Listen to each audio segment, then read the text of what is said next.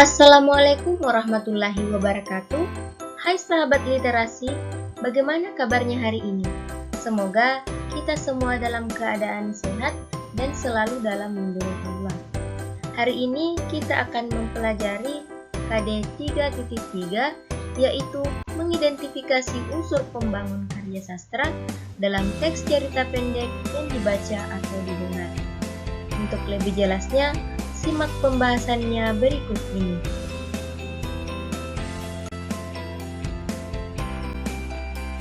Sebelum membahas unsur-unsur pembangun cerpen, maka kita harus mengetahui terlebih dahulu pengertian dari cerpen itu sendiri. Nah, pengertian dari cerpen adalah sebuah karya sastra pendek yang bersifat fiktif dan mengisahkan tentang suatu permasalahan yang dialami oleh tokoh. Secara ringkas, mulai dari pengenalan sampai akhir dari permasalahan yang dialami oleh tokoh.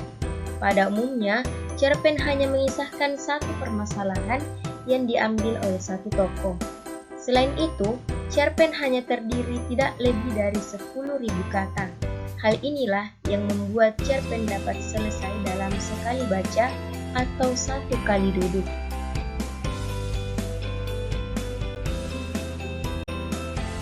Baik, pada pertemuan kali ini kita akan membahas mengenai unsur-unsur pembangun dalam teks cerita pendek.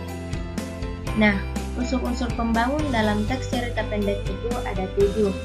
Namun, karena kita dibatasi waktu, maka pada pertemuan kali ini kita hanya akan membahas 4 unsur pembangun dari cerpen itu, yaitu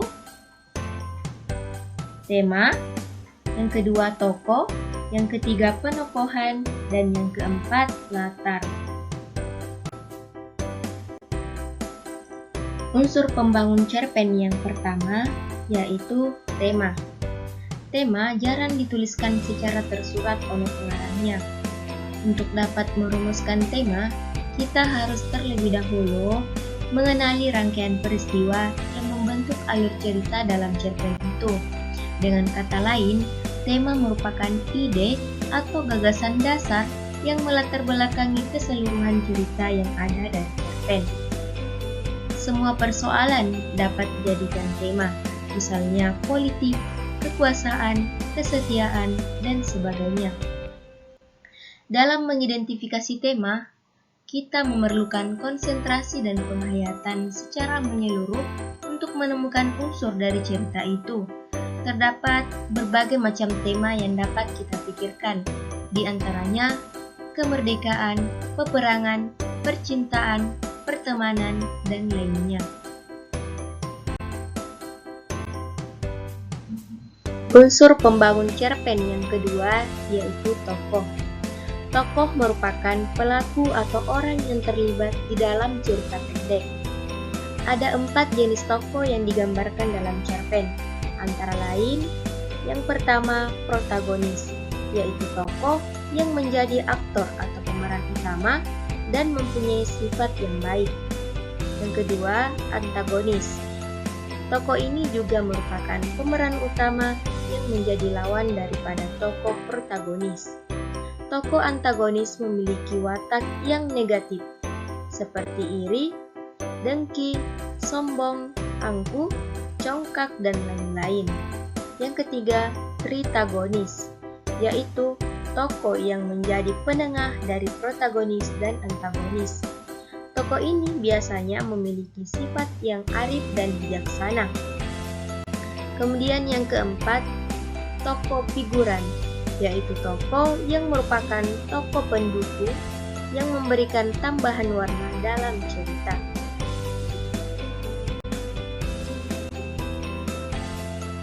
Unsur pembangun cerpen yang ketiga yaitu penokohan. Penokohan adalah penentuan watak atau sifat tokoh yang ada di dalam cerita. Watak yang diberikan dapat digambarkan dalam sebuah ucapan, pemikiran, dan pandangan dalam melihat suatu masalah. Penokohan dalam cerpen disampaikan dengan 2 metode, di antaranya 1. Metode analitik, yaitu sebuah metode penyampaian oleh penulis mengenai sifat atau watak tokoh dengan cara memaparkan secara langsung, seperti keras kepala, penakut, pemberani, pemalu, dan lain-lainnya.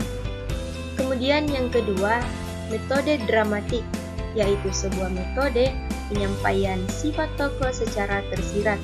Biasanya disampaikan melalui tingkah laku si tokoh dalam cerita. Unsur pembangun cerpen yang keempat yaitu latar. Latar atau dapat disebut juga sebagai setting adalah tempat, waktu, dan juga suasana dari cerita tersebut. Dalam cerita, latar dapat bersifat imajinatif maupun faktual.